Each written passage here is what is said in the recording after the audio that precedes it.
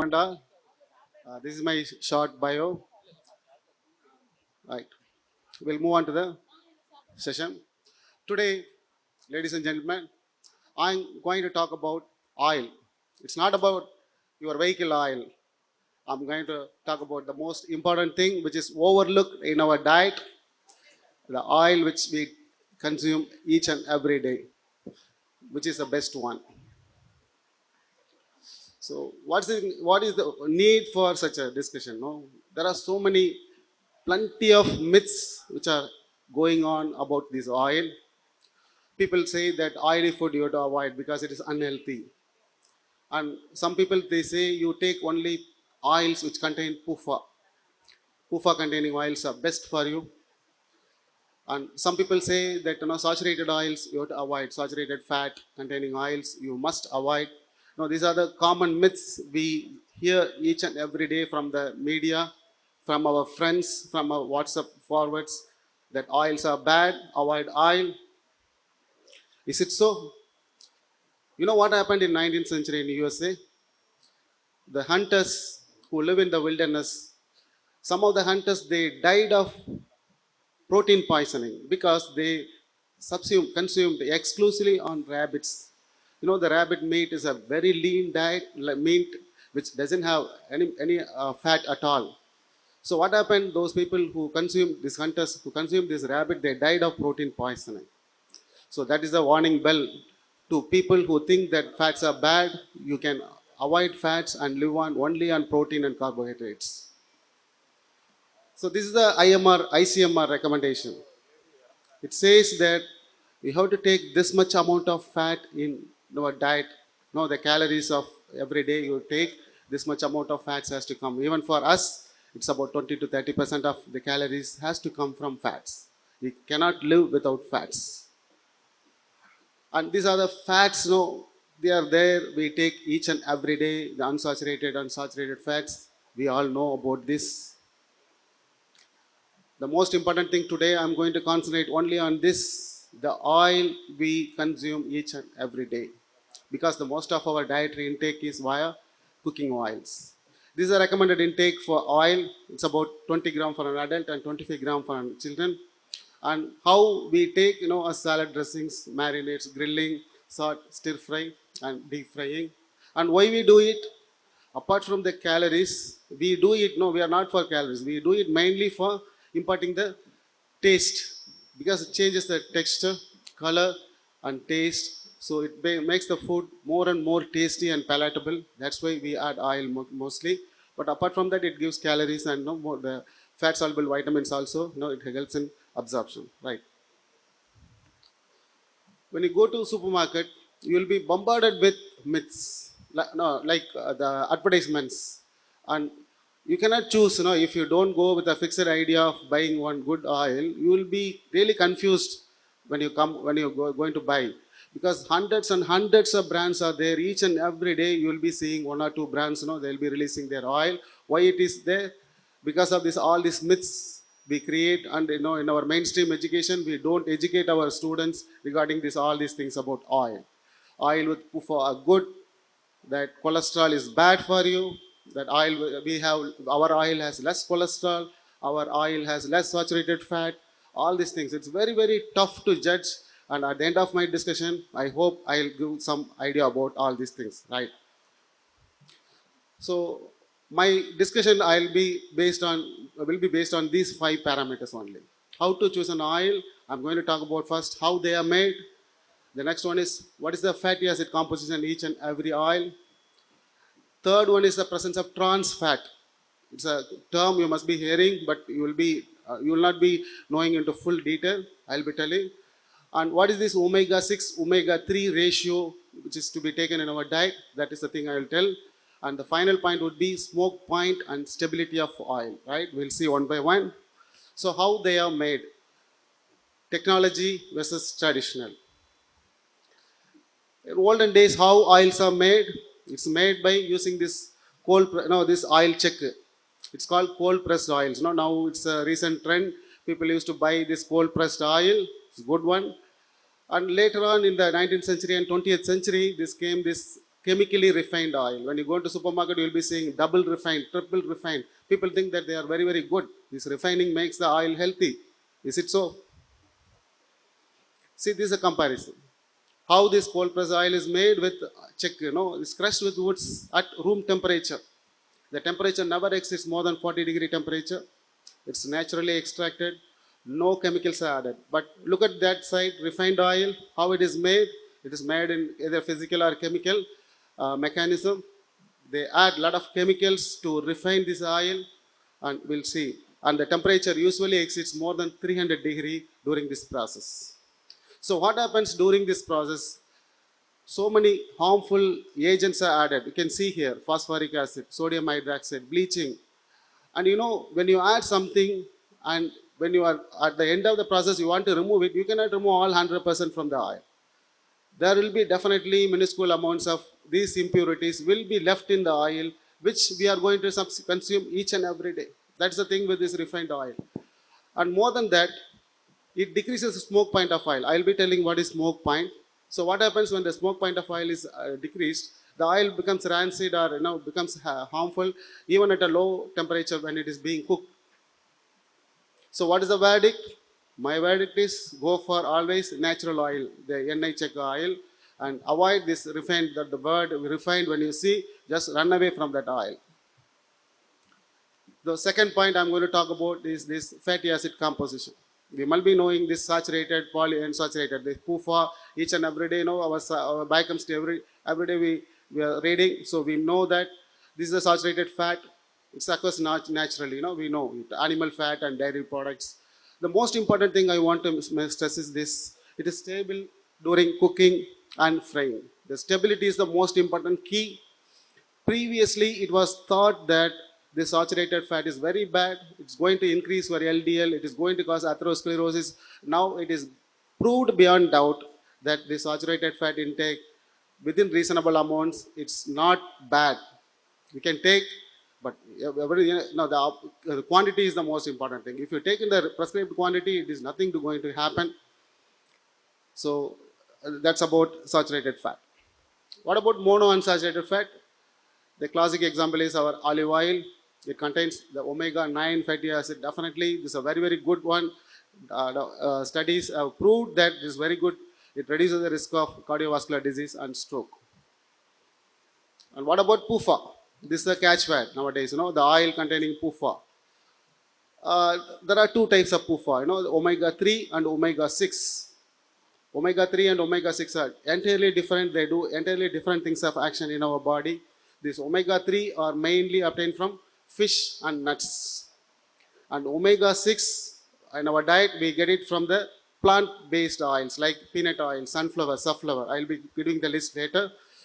The most important thing is either omega-3 or omega-6, when you are going to use it in your day-to-day cooking, it is going to be broken down into harmful compounds. So you cannot use it for cooking, omega-3 and omega-6. Omega-3, you have to take it raw. Omega-6, if you use it for cooking, finish, it's going to produce a lot of complications. We'll see what are those things. So what is my verdict here? Saturated or unsaturated, which oil to use? If any oil contains more amount of saturated fat, that is good. In reasonable, if you take within the prescribed limits. And all PUFA are not healthy. Omega-3 is very, very, very good. And omega-6, it's very, very bad. I'll tell you how it is going to cause problem. Right. This is the third point I'm going to talk. It is about the presence of trans fat. To have or not to have, that is the question. What is this trans fat? We all know from our chemistry books. Trans fat, they are the byproduct of hydrogenation process of vegetable oils. Any oils taken in the presence of nickel, if it is going to be hydrogenated, you get this trans fat. Why do they do it? First of all, the thing is, any oil, if you keep it for some time, it is going to be rancid. The shelf life. But if you make this trans fat, what happens? The shelf life gets increased. It will remain stable for years together. One more thing, it imparts a taste which usually makes people addictive. And moreover, the important thing is you can use it as many times as in fryers. The commercial fryers, you can use it 100 times, 200 times. If you use other ordinary oil, good oil, the oil will become blackened within 5 or 10 times. This you can use it for multiple times. That's the most important one. They produce this trans fat. If you go to supermarket, you can see the oils which contain, these are the oils which contain this trans fat in increased amounts. I put a picture. And of course, all the fried foods, margarine, the bakery items, these creamers, all those things, they contain a lot of this trans fat. So next time when you take, you remember, you have to look into the, no, this one. And why it is bad? I told trans fats are bad. Why it is bad? Because what happens when you hydrogenate and you make a double bond, another double bond in the carbon molecule between this acid, no, this fatty acid, what happens? This one becomes like a time bomb. This gets integrated in our body, like it gets stored in the lipids storage area. And what happens? It acts as a time bomb because it is going to start the inflammation process. So this will be produce a state of low grade inflammation throughout the body, and this low grade inflammation is going to cause a endothelial damage, and this endothelial damage is the most important cause of starting a plaque, atherosclerosis plaque.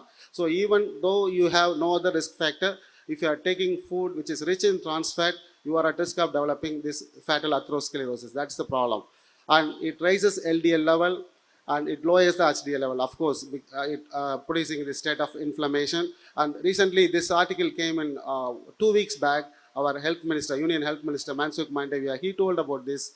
He told, there is a report from the ICMR, what they said, 5.4 lakh coronary heart disease deaths in India each year are attributable to intake of this trans fat. This is a very high number. So what is the verdict? Your food should not contain, must not contain even an iota of trans fat. You should not take even a trace of trans fat in your diet. You have to read the labels. Whenever you see going to buy some product, read the label that whether it contains this trans fat or not. And these people, they're very clever, these makers. Instead of trans fat, what they put vegetable shortenings, shortened oil. So you have to look into that also, whether it contains any other pseudonyms of this trans fat, and you have to avoid buying that product. That is the most important thing. One more thing, all the roadside eateries, small restaurants, and supermarket food, the second level tier, third tier supermarket food, they are all made with this trans fat containing oil. You have to avoid taking all those things. We come to the fourth point, the omega-6, omega-3 ratio, because this is the most overlooked thing in our diet. We say PUFA is good, PUFA is good. Why? Because, we have to look into that, whether it is PUFA is omega-6 or omega-3. We all know they are essential because our body cannot make this PUFA. It has to be taken through our diet. And omega-6, as we all know, already I told, it comes from this vegetable oils, omega-3, fish, and some nuts. Even though they belong to PUFA, in the body they do different kind of things. I told already. This pro-inflammatory effect by omega-6 oils and omega-3, it has anti-inflammatory effect. And omega-6, of course, we are taking tons and tons of omega-6 in our diet. In the last 2-3 days, also we have bombarded us with omega-6, oily food made with omega-6 oils as well as trans fat. All these salad dressings, restaurant and fast food meals, they contain all this omega-6. Okay, why this ratio is very, very important? Because our ancestral diet, if you go into 10,000 years or 20,000 years back, the omega-6, omega-3 ratio was 1:1. That is the ideal ratio. The pro-inflammatory effect of omega-3 will cover against at least 4 times the anti-inflammatory effects of omega-6. It was 1:1 means the pro-inflammatory, anti-inflammatory effect would be more than enough to cover even against other agents which are going to damage our body. But what happens with advent of our modernization and our diet is slowly getting corrupted. Now by 1980s the ratio has become 10:1. Omega-6, the intake is 10 times more than that of omega-3, and now today it's about 15:1. This is about USA diet, and India it must be 20-25:1 because we are not at all concerned with omega-3. And why it is important? I told omega-6, omega-3 ratio. It is the starting point of everything. All this low, it causes a low-grade inflammation. Starting point of heart disease, stroke, atherosclerosis, arthritis, or autoimmune disease, neurodegenerative. It's all proved. I'm not like, snake oil man telling all these things to threaten you. It is all proved that this altered omega 6, omega 3 ratio is the starting point of all these things. Right. Okay, sorry, this picture didn't come properly. I put a very nice picture showing the various contents of this omega 3, omega 6 of each and every oil. The blue bars, put this omega contains the least amount of omega 6. I put the smallest amount of omega 6 is found in olive oil or coconut oil. Right. So, what is the verdict? Omega 6, omega 3 ratio. You have to increase your omega 3 intake. You have to eat a lot of sardines, salmon, omega-3 eggs if you are a non-vegetarian. If you are a vegetarian, you have to take flaxseed oils or walnuts. You have to increase. This amount has to be taken. Or if you are a person who cannot eat all these every day, you just buy omega-3 supplements. It's available on Amazon. Every day you have to take one supplement. Even once in 2 days, it is more than enough. Okay, what about omega-6? You have to cut down the oils which contain omega-6. We'll see how. The fifth point I'm going to talk about is the smoke point and stability. The temperature at which oil starts to break down, making it unhealthy. That is the definition for smoke point.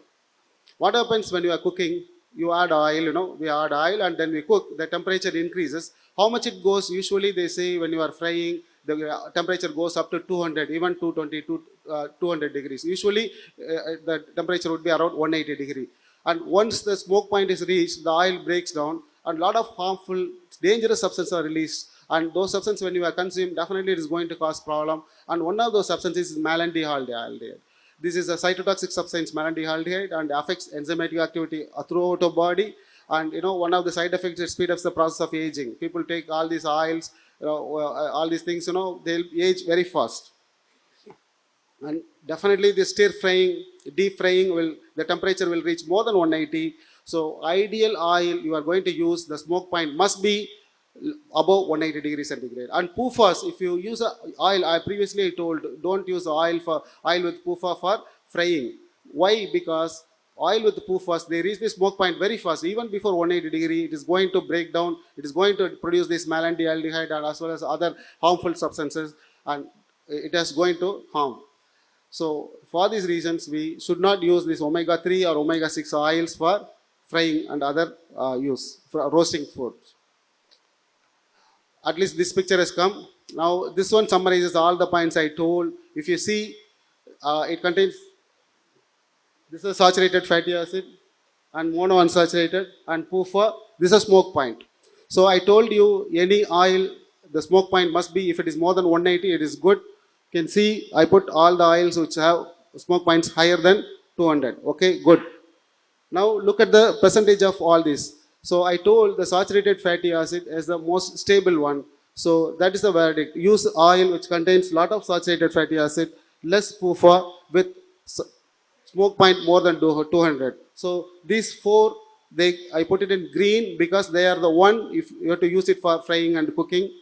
The coconut oil, butter, lard, olive oil and tallow. And all these oils, peanut oil, corn oil, rice bran oil, sunflower oil, I put it in red because they are bad. If you are going to use, you are only buying problems.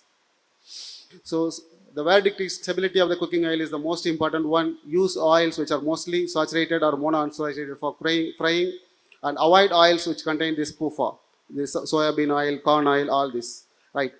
And one more thing I want to say, this is the most important thing. Any oil, you should not reuse it again and again and again, because what happens when you are going to use it again and again, it's going to reduce this smoke point, and it makes the oil break down so fast. Even before it reaches 150, 160 degrees centigrade, it is going to rise. This malondialdehyde level is more than 10 times in a used oil, right?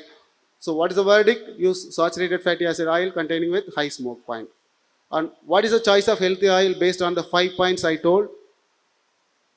Olive oil, of course, you all know it's the healthiest oil.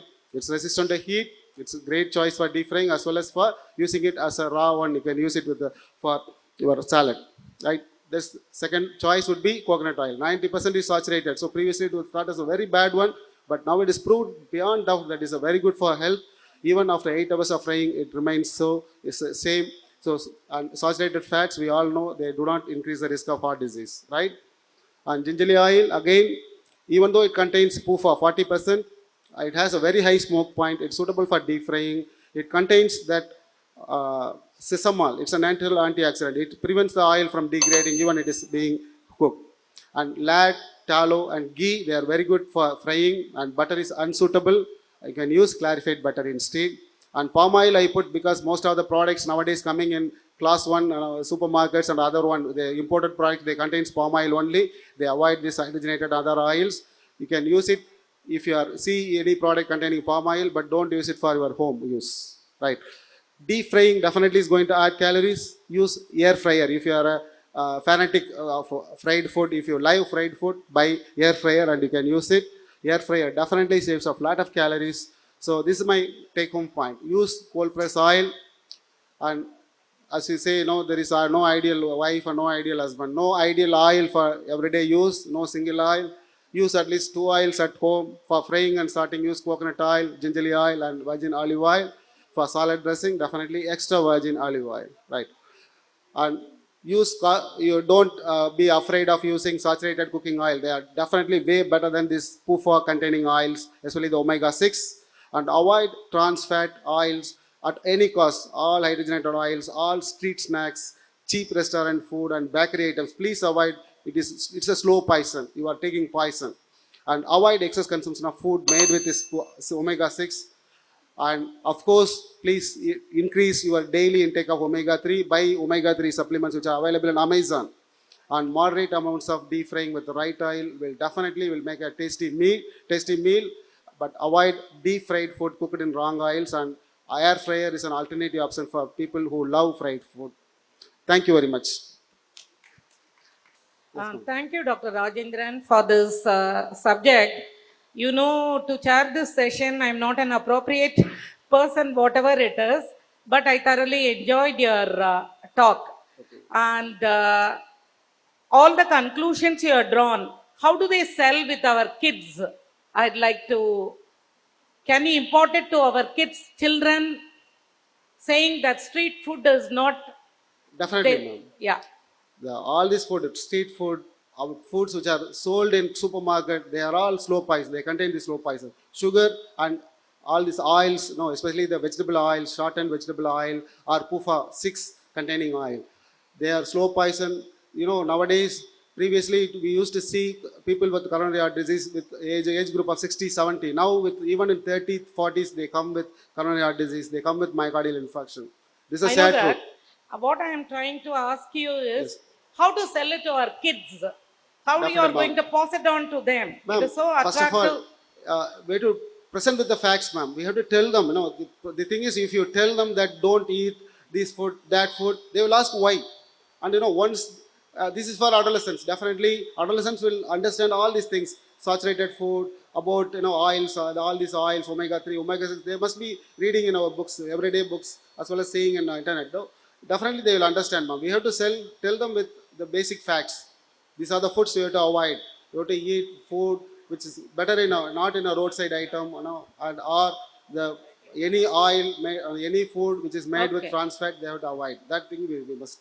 Okay, thank you, Dr. Rajendran. Oil is a very interesting topic, whether in barrels or in the household. Definitely. You have made it very simple. Yes, thank you. Thank you very much, ma'am. I call upon Dr. Narmada Madam, Ashok. Can I ask, Madam? There is one excellent presentation, Dr. Rajkumar. The newer concept about the omega-3 fatty acid is about, you have mentioned only walnut and fish. Now vegetarians also take, I told you, walnut, chia seeds, and one more thing I forgot. The add-on point is that now the concept is that to cultivate flax seeds as a... Flax seeds. Flax seeds. Flax seeds. So it is a bio-village concept. That is called flax seeds bio-village concept. Definitely. Every house have to cultivate this flax seeds in our backyards. From that childhood, is the newer concept. We have to impart that, madam, as madam said, we have to impart that character, that quality also. So we must tell them that omega-3 is good, and these chia seeds and these things they must be told to take. But the taste would not be great because I have tasted. all these things, yes, except walnut. Walnut also has a bit of somewhat, some quanky taste. But we have to tell them that this is good for your health, and we have to